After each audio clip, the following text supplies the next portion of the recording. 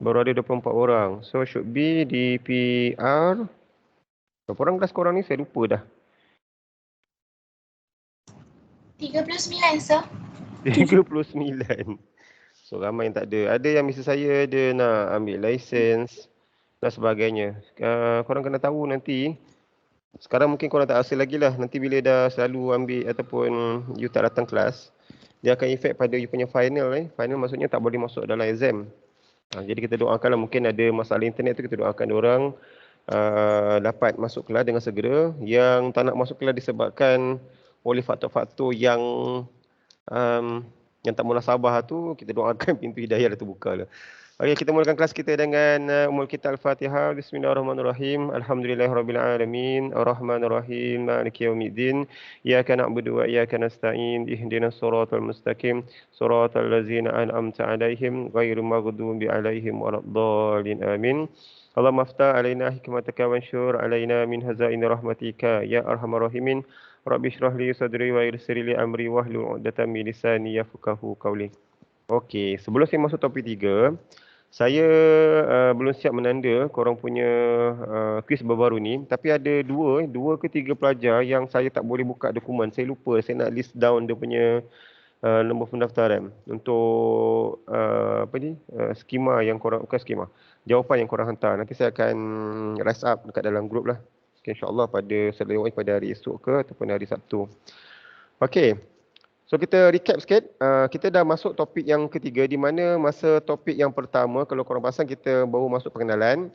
Topik yang kedua kita dah belajar dan korang dah buat pun quiz, di mana kita dah belajar accounting equation. Dan last kali kita ada perkataan pet loss. Okay. So untuk topik yang ketiga, kenapa kena belajar topik yang ketiga? Okey, topik yang ketiga ni adalah kita nak tahu dia punya circle ataupun dia punya cycle of accounting dan juga proses dia.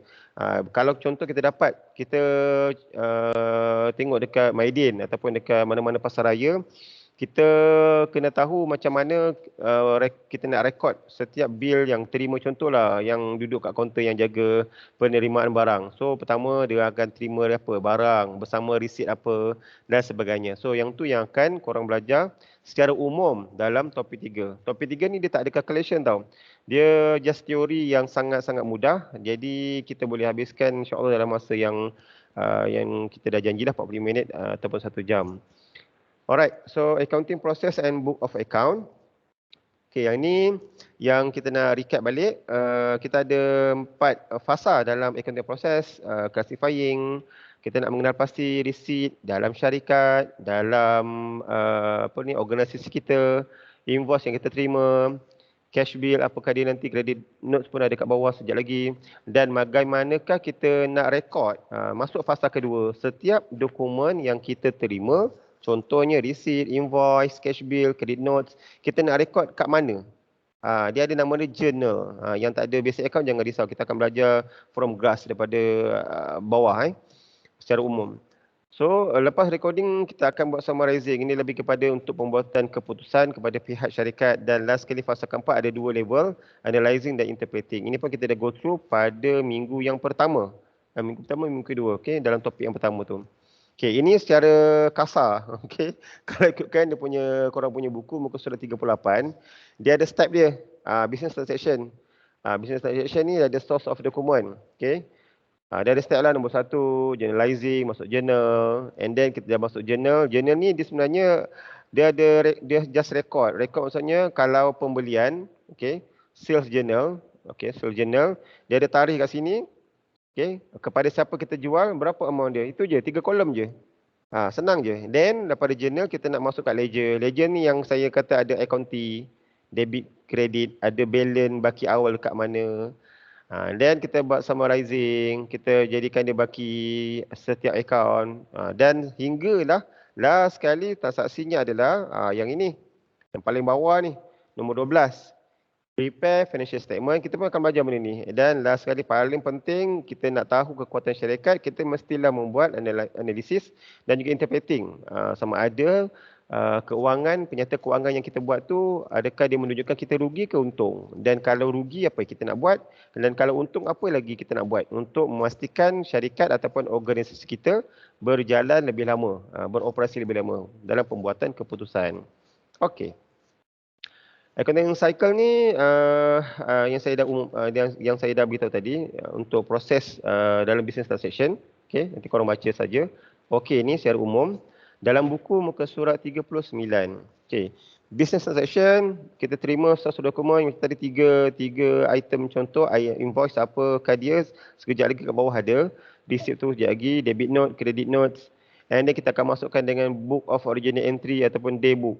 Setiap hari kita tak pasti tahu, kita terima daripada pihak penjual, pihak pembekal. Kalau kita berniaga lah, kita akan terima email dari pihak pembekal, dan kita pun akan terima dokumen daripada pihak customer. Jadi kita nak rekod kat mana setiap hari, namanya adalah day books ataupun books of original entry. Dia ada general books, ada special day book, ada juga cash book. Biasanya kalau cash book ni segala transaksi tunai, jualan tunai ataupun pembelian tunai. Cash book biasanya kita buat jualan ataupun kita beli sesuatu secara tunai. Special day book ni dia lebih kepada kalau ada secara hutang. Kalau general day book, kalau contoh dia kita ada membuat belian aset. Contoh tengok-tengok dalam company kita photostat rosak. Jadi kita tak boleh masuk dalam cash book. Photostat rosak dia adalah pembelian aset. Nanti kita akan belajar, jangan risau. Then kita akan masuk dalam ledger. Okay, ada banyak ledger. Yang ni yang ada kawan-kawan sebut. Receivable, payable. Yang ni lah dia. Nanti kita akan belajar. General ledger dan special ledger. Then kita buat trial balance. Trial balance ni kita akan imbangkanlah di antara debit and credit. Adakah ada sama jumlah sebelah debit dengan sebelah kredit. Dan selepas itu, ada kalanya kita buat penyata keuangan ataupun kita buat merekod keuangan dalam syarikat, dia ada beberapa item yang hilang atau beberapa yang kita kenal pasti, yang sebagai amount yang kita missing. Contohnya macam gini, okay, adjustment. Maksudnya kita kena buat satu pelarasan. Ada tak sebarang bad debt ni dalam bahasa yang lebih mudah adalah hutang lapuk. Maksudnya contoh, awak jual kepada S. Okay, nilainya adalah, katalah sini adalah 1000. Okay. And then bila awak rekod, jumlah yang dah kita kutip sebanyak 900. 1000 tolak 900 bukan ada dapat dalam 100. Seolah-olah ada 100 yang belum dikutip. Itulah hutang lapuk. Contohlah. Okay. Bad debt recovered dan sebagainya kat bawah ni. Ni pun kita akan belajar nanti. Alright. Topik yang keempat atau kelima. Then masuk dalam adjusted trial balance. Adjusted trial balance ni apa? Adalah hasil daripada trial balance yang normal kat sini. And then kita pergi adjustment. Dapat adjustment barulah kita pergi adjusted trial balance. Then last sekali kita akan buat financial statement dan juga financial reports. Okay. Apakah ada statement of comprehensive income? Apakah ada statement of financial position?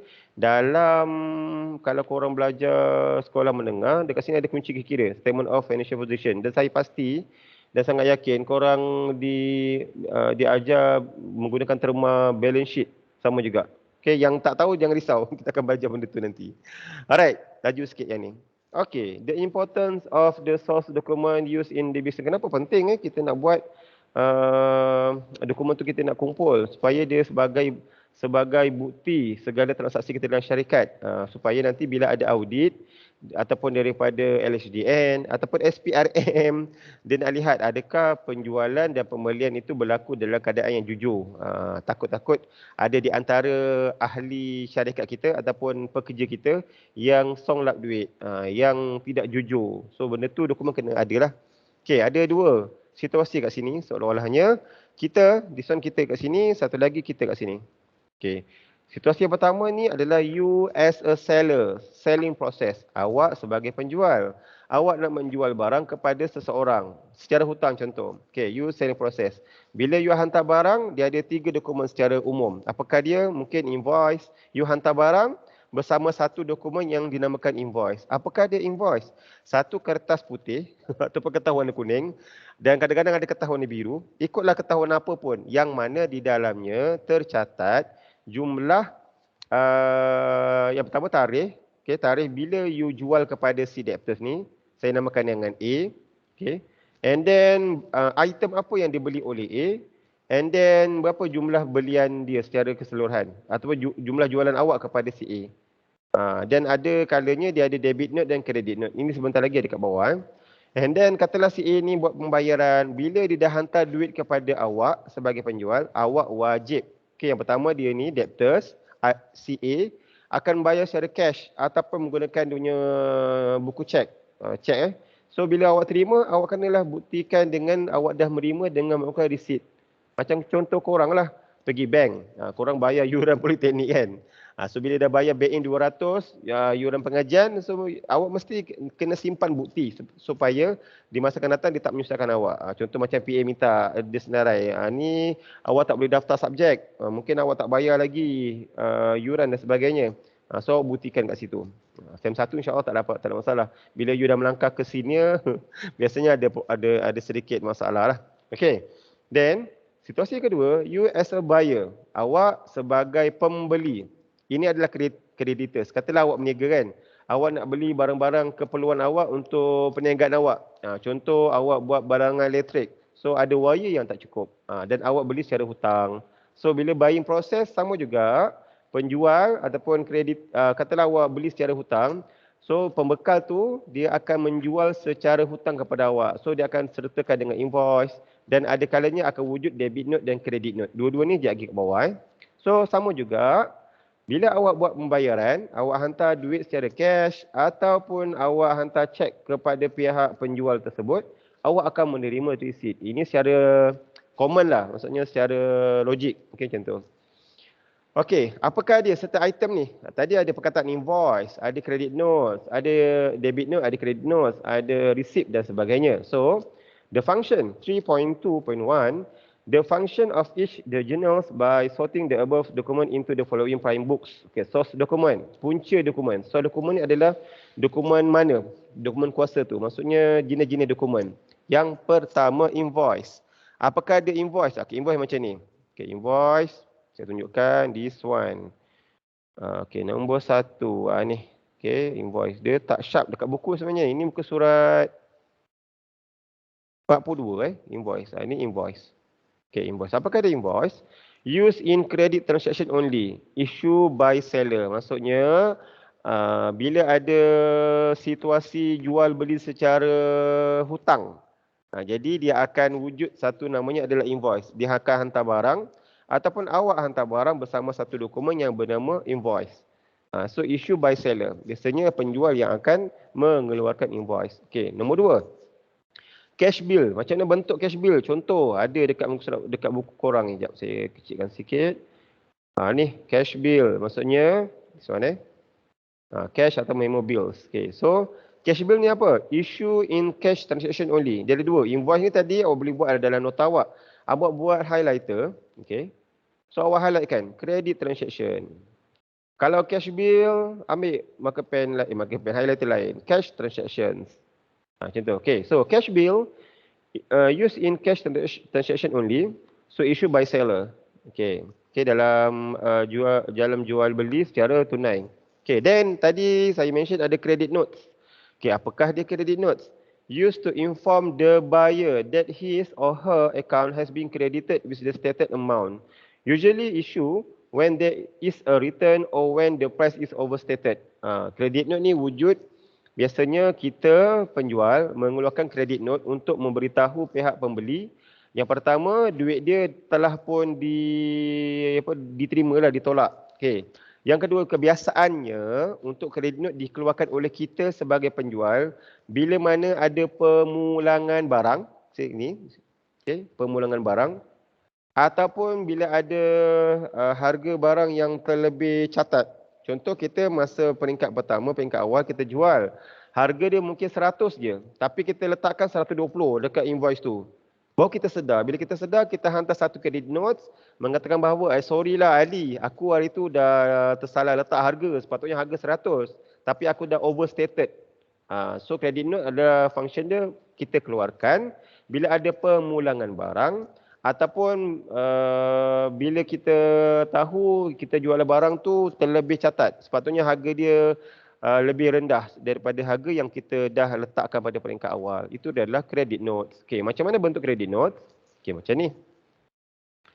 This one, credit notes. Dia panjang lah, dia ada nama syarikat, ada tarikh, ada credit note nombor berapa. Tapi saya nak beritahu, nanti mungkin korang berpeluang kalau ada melalui proses ni masa dekat carry korang nanti, dia berbeza-beza setiap syarikat. Ada paparan dia macam ni, ada paparan dia memanjang ke bawah dan sebagainya. Dia punya bawah ni pun ada juga berbeza. Contoh macam ni credit note. Dia ada pemulangan credit for damaged goods. Maksudnya ada pemulangan barang yang rosak. Berapa kuantiti? Satu kuantiti. Berapa unit price? Satu unit? 78.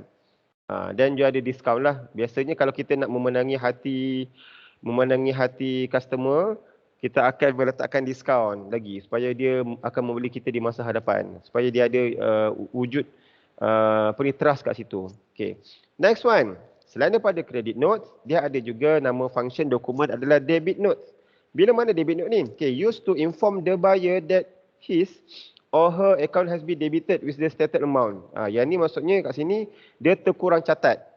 Contohlah, awak nak jual barang, okay, katalah construction, okay, satu batang pipe yang besar, katalah nilainya RM50 sebenarnya. Sahaja yang harga pada kita punya company. Sepatutnya kita catat RM50. Tapi bila kita hantar barang, kita punya invoice kita hanya catatkan mungkin RM30. Jadi kat sini sepatutnya kita dah masuk dalam macam ada kerugian RM20. Sekarang ni susah. Kalau kita nak minta duit tu secara telefon, sorry lah Ali, aku hari tu jual dengan kau sepatutnya harga sebenarnya RM50.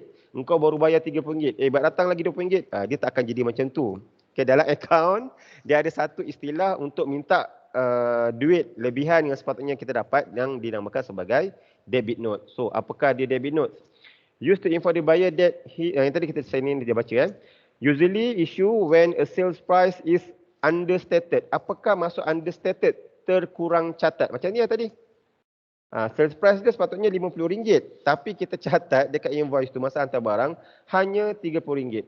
Kalau kita nak minta tu kita kena keluarkan debit note. Ni biasanya memang banyak berlaku. Terutamanya bila syarikat kita syarikat yang besar dan banyak penjual, banyak pembekal.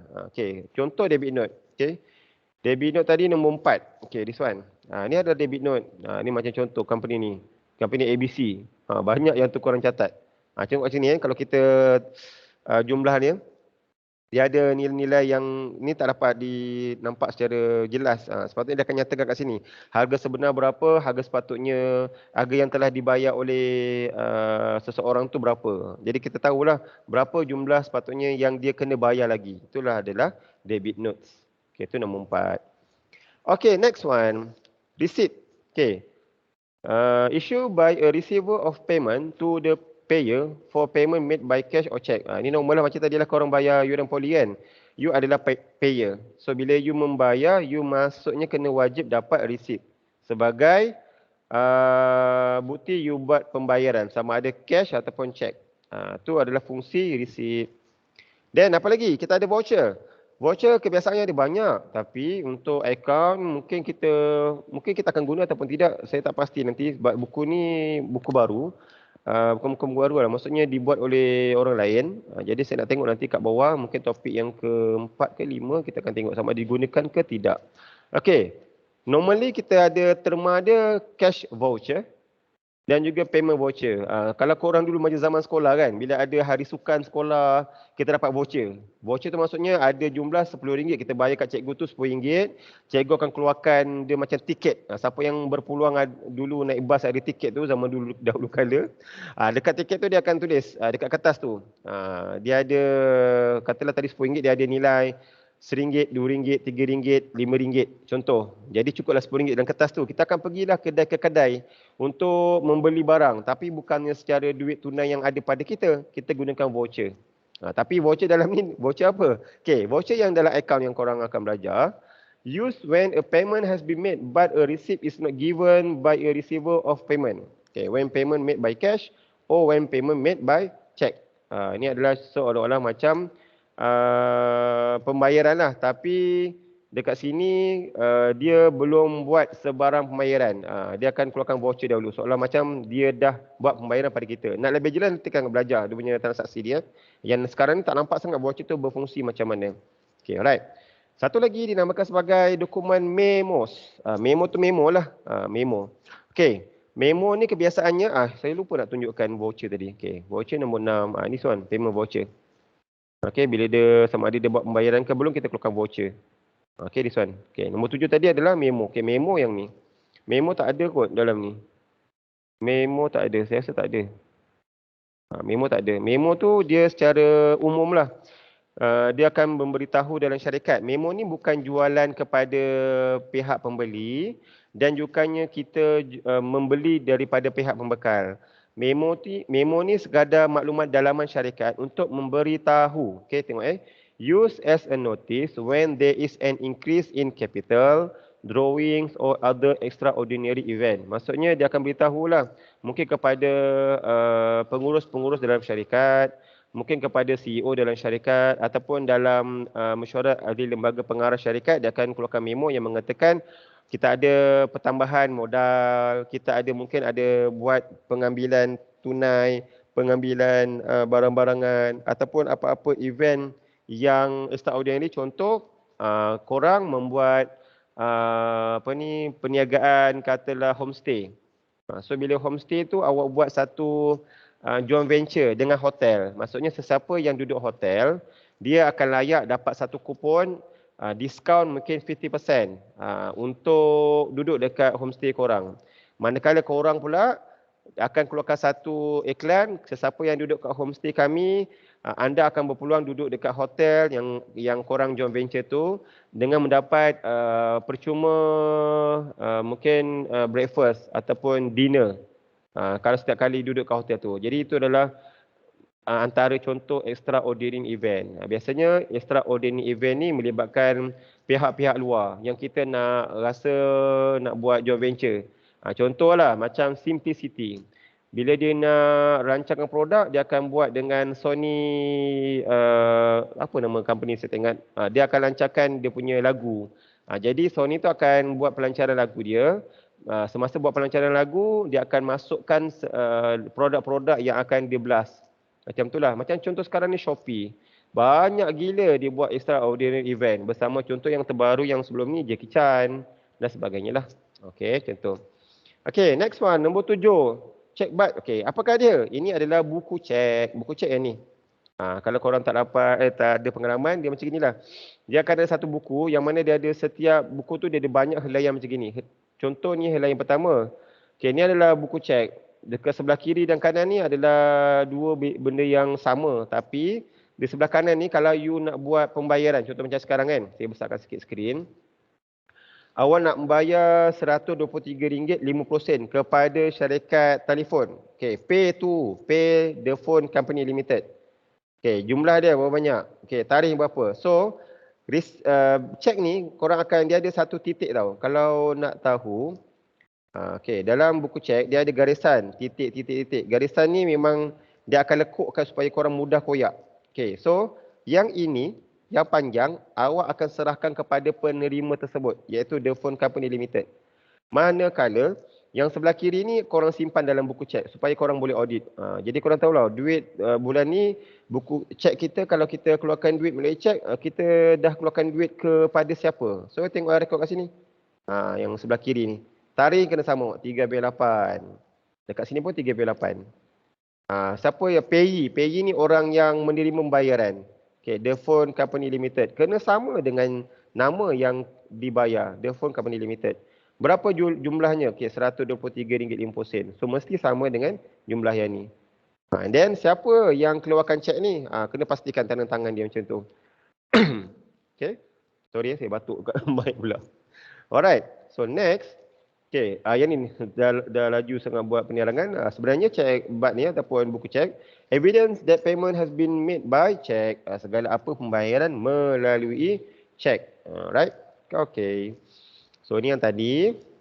Muka surat 42. Okay, next. Discuss the function of each the journal and ledger by sorting the above into the following books. Okay, yang pertama ini secara umum lah. Kita journal ni dia ada contoh yang secara normal lah, secara normally atau kebiasaan dia ada general journal, dia ada special journal. Okay, apakah general journal? Okay. Basic journal used to record all business transaction that cannot be record in cash book or special journal. General journal ni macam mana tahu? Dia ada satu buku journal yang benda. Journal ni macam gini. Saya cross kejap kat bawah. Macam ni lah. Dia ada tarikh. Dia ada particulars. Dia ada amount. Tarikhnya, tarikh berlaku situasi tersebut. Particulars ni adalah kepada siapa situasi tersebut berlaku dan amount tu berapa ringgit. Kalau saya lompat lah, okay, katalah kita tengok sales journal. Sales journal ni, bila mana kita nak rekodkan sebarang jualan secara kredit. Awak tolong highlight. Okay, yang ni muka surat mana yang tadi saya dah lompat. Okay, muka surat 44. Kita tengok yang ni dulu. Muka surat 44. Okay, katalah sales journal. Okay, awak nakkan sales journal khas untuk sebarang jualan secara hutang. Awak buat jualan kepada individu yang lain secara hutang. Jadi bila awak jual, awak tak dapat kutip duit secara hutang. So macam mana nak buat? Masuk sales journal. So namanya adalah sales journal. Ada 3 kolom. Kolom pertama date. Kolom yang tengah-tengah particulars. Kolom yang ketiga yang terakhir adalah amount. Date ni bila tarikh awak buat jualan. Tengok tengok kat sini. Ada tahun dia. Bila tahun dia. Ada tarikh dia. Particulars kepada siapa? Contoh awak jual kepada Latif pada 5 November. Daripada soalan tu panjang tau. Kena ingat soalan yang korang terima nanti panjang. Tapi jangan nervous. Tengoklah situasi tu apa. Kalau dia cakap sold to Latif on 5 November 2018 for 2000. Jadi korang tahu, okey ni masuk mungkin sales journal ataupun cash book. Nanti dia akan beritahu secara kredit ataupun secara cash. Okay. So kalau dia kredit, jual secara kredit akan masuk sales journal. So katalah Latif tadi, particulars Latif. Kenapa letak Latif? Kita menjual pada 2018, 5 November kepada Latif yang berjumlah harga jualannya 2,000. Macam tu. Katalah situasi kedua. You buat jualan kepada Syarifah pada 15 November. So catatkan date 15 kat sini. Ingat kalau dah ada tarikh bulan kat atas dah ada, tak payah tulis bulan lagi. Membazir masa lah. So tulis Syarifah. You jual kepada Syarifah secara hutang. Berapa nilainya? 15,000. Nanti selepas penghujung soalan, kena pastikan, ni saya ajar siap-siap lah. Bila penghujung soalan, bila tak ada lagi maklumat dalam soalan, awak kena kumpulkan semua jualan. Macam sekarang ni jualan secara hutang. So kena kumpulkan semua jualan secara hutang. So 30 November. Kenapa 30? Sebab November berakhir dengan 30 hari bulan. So 30 total sales. Berapa jumlah salesnya? Latifah campur dengan Syarifah. Latif campur Syarifah. So total sale kita secara hutang pada bulan November adalah 17,000. Itulah maksudnya journal. Ada 3 kolom. Right, kita patah balik yang awal. Tadi saya dah lompat sikit ke atas, kat bawah. Okay, jadi yang ini, general journal, dia tak akan masuk dekat cash book. Dia akan masuk dekat journal yang tadi. And then dia ada special journal. Used to record a specific type of transaction only. Macam tadi ada sale journal. Kita belum tengok lagi purchase journal. Ada kalanya, ada journal yang dinamakan sebagai purchase return journal. Khas untuk, okay, kalau boleh ambilkan highlighter yang berlainan warna, mungkin warna kuning. Okay, kalau dia returns journal, okay, ataupun purchase return journal, dia khas untuk outward journal. Maksudnya kat sini seolah-olah awak membeli tau. Okay, situasi dia macam ni. Dia ada banyak situasi dalam soalan. Awak kena tengok, adakah kita memulangkan barang? Adakah kita terima barang? Kalau kita memulangkan barang, situasinya adalah mestilah barang tu kita dah beli. That's why namanya adalah purchase return journal. Awak dah membeli, tapi awak kena return barang tu kepada orang lain, kepada pihak yang menjual pada kita. Maksudnya barang yang kita terima tu kualitinya tak bagus. Jadi kita akan masuk dekat mana? Purchase returns journal. Kadang-kadang dalam soalan dia suruh please prepare return outwards journal. Benda yang sama tau. Jadi korang kena tahu. Returns akan sama, okey, dunia terma lain, returns sama juga dengan terma outward. Out maksudnya keluar. Tolong warnakan yang ni. Out. Out ni akan sama dengan return, keluar. Okey.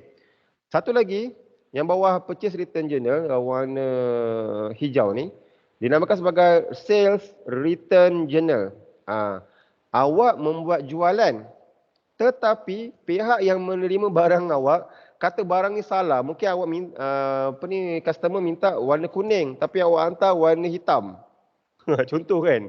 Biasa kalau macam Shopee, ni memang pernah terjadi pada kawan saya. Shopee 88 hari bulan. Sekarang ni mungkin 11 sampai 11 akan datang.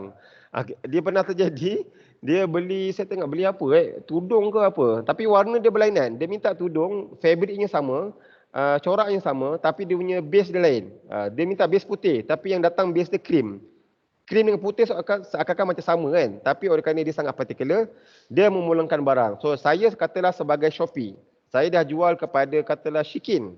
Jadi Shikin tak puas hati dengan tudung dia. Aku minta putih lah, kau bagi cream ni. Jadi dia call pihak penjual saya untuk dia pulangkan barang. So saya akan mengeluarkan apa? Saya kena rekod kat mana? So saya sales, saya dah jual. So ada inward, maksudnya ada barang yang dikembalikan oleh pihak pembeli. So dia akan masuk dekat sales return journal. Ataupun dalam final exam biasanya dia akan gunakan return inwards journal. Benda yang sama. In maksudnya benda masuk.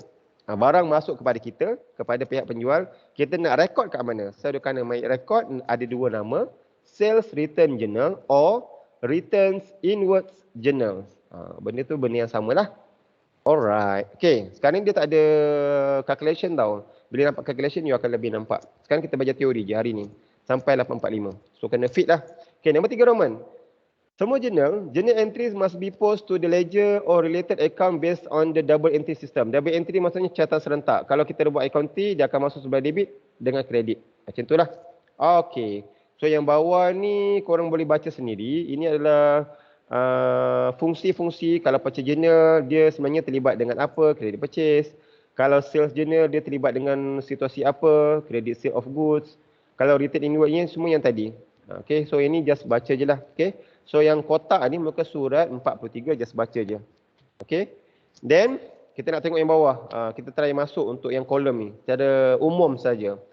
Okay, type book of prime entry. Okay, so dekat sini, each type of day book or book original entry is used to record specific type of transaction.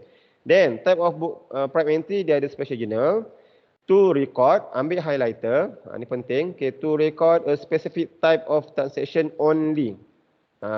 Contoh, kita buat jualan secara kredit. Namanya adalah purchase journal. Ambil highlighter yang lain.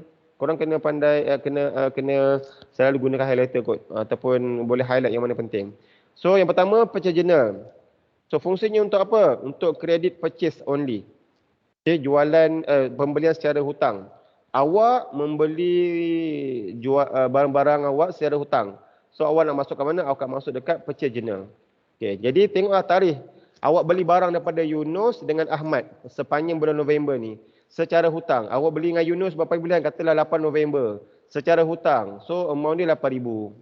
Awak beli barang secara hutang daripada Ahmad pada 15 hari bulan. So, November 15, Ahmad 25,000. So, berapa hutang awak ni? Maksudnya, awak buat pembelian secara hutang sepanjang bulan November. Total purchases for the current month of November 2018. So, total up 8,000 plus 25,000 equal to 33,000 ringgit for the current month, November. Okay, itu adalah purchase journal. Sales journal, kita dah singgah tadi. Okay. And then, yang ini adalah sales return. Yang saya dah beritahu tadi, you buat jualan, tapi barang-barang, tengok the return inward journal is used to record goods return to us, kepada kita. Barang-barang dikembalikan kepada kita oleh customer. Contoh ni, dia ada disebabkan oleh kesalahan jenis-jenis dia, wrong color, faulty, ataupun korang jual barang, contoh macam yang sekarang latest, handphone screen protector. Tengok-tengok ada dented. Dented maksudnya, katalah you ada screen, ni katalah screen protector ada titik-titik yang dah lekuk ke dalam. Kalau gosok macam mana memang tak hilang. Jadi dia tergolong di dalam kategorinya adalah goods were faulty. Jadi you nak customer kembalikan pada awak. So bila goods return to us, kita nak rekod kat mana? Sales return or return inwards journal. So buatlah 3 kolom juga, date, particulars, amount, tajuk kena betul. Kalau situasinya adalah pemulangan barang daripada customer kepada kita, kita namakan sebagai return inwards journal. Okay, katalah pada 8 November, ada seorang pelanggan kita nama Syarifah memulangkan barang berjumlah 5,000. So, letakkan tarikhnya 8 November 2018. Siapa yang pulangkan barang? Oh, customer yang bernama Syarifah. Berapa jumlah barang yang dikembalikan kepada kita? Amountnya adalah 5,000. So, berapa total? Mungkin sepanjang November hanya seorang je yang pulangkan barang. Sebab kesilapan kita mungkin. Jadi 30 hari bulan, tutup akaun, total return invoice berjumlah 5,000. Okey, then apa lagi? Dia ada purchase return. Awak pula memulangkan barang kepada orang lain.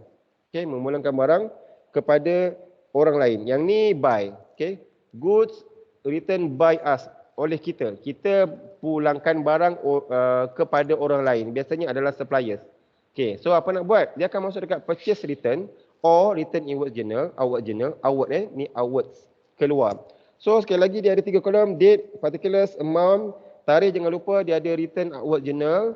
So kita katalah pulangkan barang kepada Ahmad, cakap dengan Ahmad, aku nak terpaksa pulangkan barang kepada engkau sebab dia punya engkau hantar barang yang salah. Okey, so pada 18 hari bulan, namanya Ahmad. Jumlah yang kita pulangkan nilai barang tersebut 10,000. So kita namakan sebagai, kat sini bukan B Tolong betulkan this one adalah 30 hari bulan. Tuliskan kat sini 30. It's not B. Okay, salah.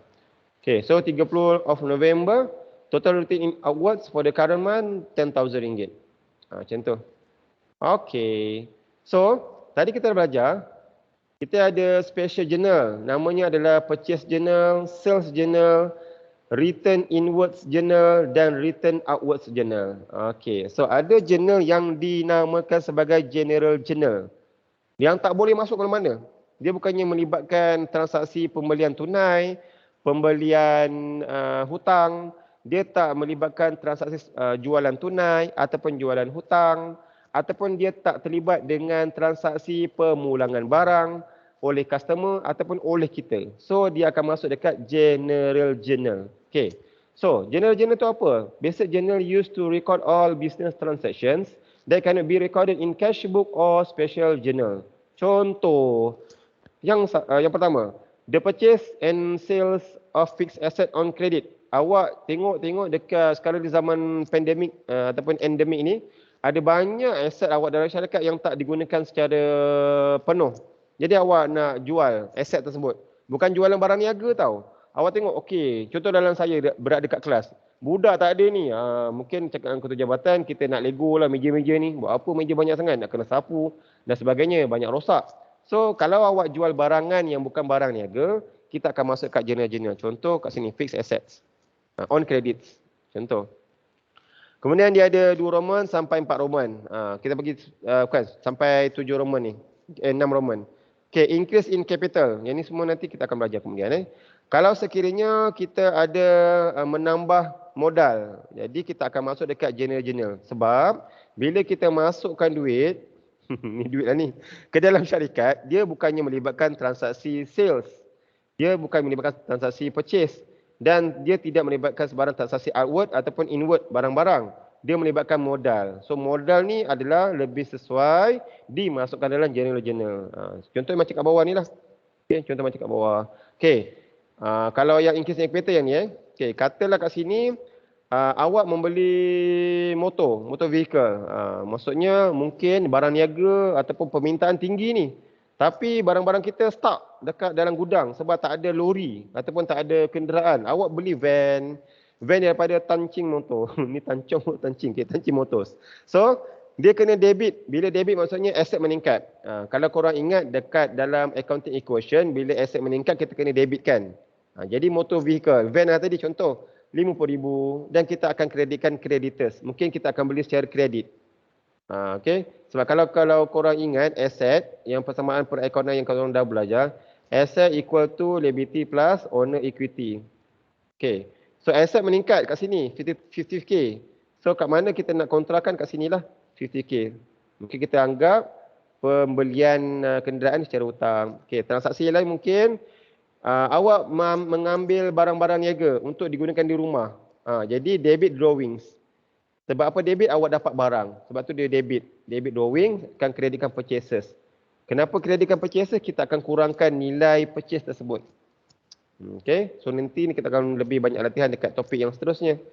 Okay. Now yang paling seronok C. Okay. Yang tadi A tu apa? Dia ada general journal. Dia ada special journal. This one. Special journal. Special journal ada 4 tadi. Purchase journal yang pertama, yang kedua sell journal, yang ketiga dia ada inward journal dan juga outward journal. Okay, itu A. B kita ada general journal. This one. Dan C yang paling best, cashbook. Bukan paling best lah, dia mudah. Cashbook ni segala transaksi penerimaan atau pembayaran secara tunai. Okay. So, yang ni korang baca lah kot. Ini secara teori. Okay, korang baca secara teori. Cuma saya nak beritahu, bila kita buat cashbook, dia ada boleh masa dekat dalam buku korang, okay, dia biasa macam ni. Dia kosong kan? Korang tak nampak apa panjang sangat bentuk account ni. Dia ambilkan, awak ambil ataupun awak buat satu garisan yang tebal. Okay, cashbook macam ni. Dia ada garisan macam ni. Then antara date dengan bank macam ni. Dia accounting besar. Okay, so cashbook sebelah debit duit masuk, tengok in. Sebelah debit ni duit masuk. Sebelah kredit out. Okay, duit keluar. Jadi kena catatlah contoh kan. Katalah pada tarikh tersebut korang buat belian pada mana pen biru saya kejap Okey, ada penerimaan duit daripada customer pada 1 hari bulan 21 hari bulan. Okey. 21 hari bulan. Okey. Katalah daripada Shikin tadi. Okay, awak terima duit pada Shikin katalah 3,000. Catatkan RM3,000. Kalau cash. Kalau dia awak buat jualan secara cash tapi dia Shikin ni membayar menggunakan cek. So letakkan 3,000 dekat kolom bank. Tu trik dia. Kena tengoklah jualan cash awak tu berada situasinya Shikin membayar cash ke atau menggunakan cek dia. Okay, itu duit masuk. Awak buat jualan. Okay. Sekarang ni kalau awak buat pembayaran, duit awak keluar. So tengoklah sama ada awak keluarkan cash ataupun awak keluarkan bank. Contohnya awak membayar bil apa-apa. Okay, katalah bil secara cash. Tarikhnya kena ada kat sini. So masukkan amount dia. Kalau bil tu BIL ni secara keluarkan cek awak akan move to dia punya amount dia dekat dalam kolom bank. Should be kat sini lah. Macam tu. Okay. Dan dia ada 2 jenis tau. Cashbook. Satu cashbook 2 column. Satu lagi adalah cashbook 3 column. 3 column ni dia ada discount. Yang ini saya akan ajar untuk latihan pada minggu hadapan. Okay. Apa discount tu nanti saya akan ajar minggu depan. Okay. Dan nanti kalau korang perasan, okay, setiap journal tu dia ada tempoh 30 hari bulan kan? Macam ni contoh.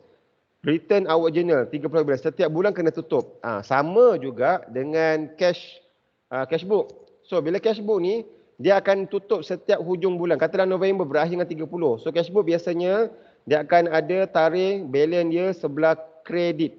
So 30 November balance C/F balance carry forward. Kalau dekat sekolah mana saya tengok dia menggunakan C/D carry down. Macam itulah dan tutup. Dan bila kata tutup, pastikan katalah kat sini 30 bulan 11.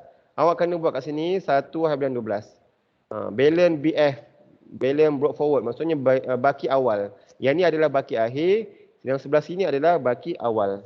Macam tu. Alright. So, narration sikit lagi nak habis. Okay, apa maksud narration? Narration ni yang warna bold ni.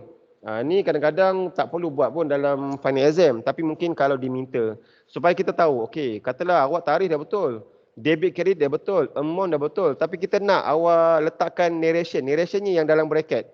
Situasi apa korang tengah buat ni masa 7 November? Awak tulis to record cash sale. So betul lah saya tanda sini. Katalah contoh 14 bulan. Kenapa ada debit Aminah Enterprise, credit sales? Semua betul ni, ikut skema. 11,500, 11,500 betul. Tapi saya nak tahu juga bawah ni untuk apa. Tu record credit sales of Aminah Enterprise bla bla bla. So narration ni fungsinya untuk menerangkan, tengok di sini, nombor 2 ni. The narration is a brief explanation for the entry. Dia menerangkan transaksi yang korang sedang lakukan. Supaya korang tahu, okey, aku ni sekarang ni to record cash sale. Betul tak kalau ada masa lebih kan? Betul tak kalau untuk record cash sales, kita kena debitkan cash. Sebab bila kita buat jualan, kita terima tunai. Okey, betul. Okey, ni adalah debit cash. And then, kita nak kreditkan mana? Kreditkan sales. Sebab dah tahu dah, kalau asset, okey, kalau panjangkan asset sama dengan liability plus own equity. So dekat own equity nanti kat sini dia akan tambah lagi kalau korang belajar dekat korang tengok dekat Pat Loss, dia ada revenue. Revenue ya sales. So that's why dia sebelah kredit. Debit, kredit. Macam itulah. Okey.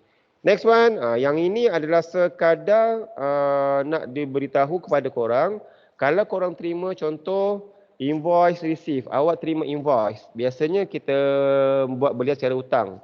So transaction-nya credit purchases.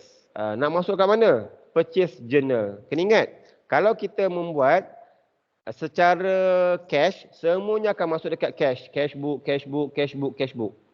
Tengok contohnya ni.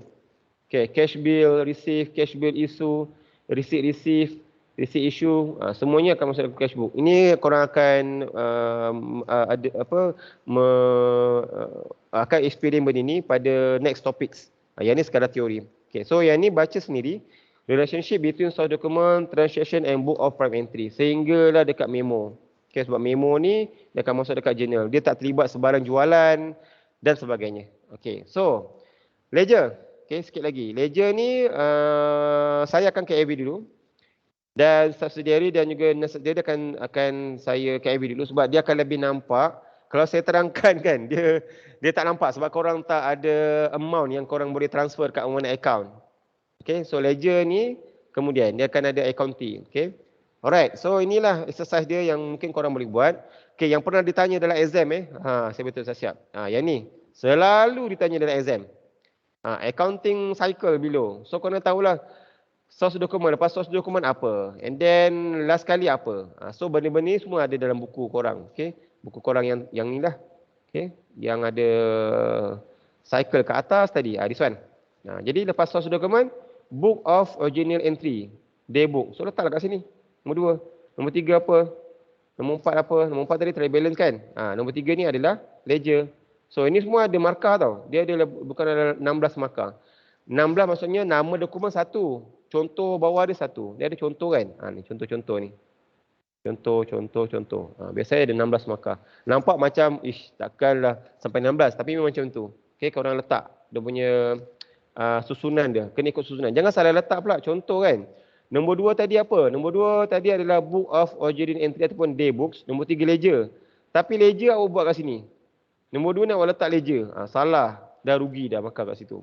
Biasa keluar macam tu lah. Okay. Alright. Lagi itu saja untuk topik yang ketiga. Ada soalan? Sebelum kita habis kelas. Dah 8.48. Dia sekadar teori je. Yang ini je ada calculation yang awak nampak. Yang ada journal tadi. Journal. Inward dengan outward journal. Sales journal dan purchase journal. Tapi korang kena tahulah. Journal mesti ada 3 kolom. Ada date. Ada particulars, ada amount. Kalau korang tengah buat purchase, mesti namanya purchase journal. Kalau buat sales, sales journal. Macam tu. Okay? Dan kena pastikan setiap habis hujung bulan kena tutup tarikh dia. Dan namakan dia total apa yang journal nak buat. Kalau purchase journal, mesti total purchases dan sebagainya. Alright, ada soalan? 1 minit daripada sekarang. Silakan.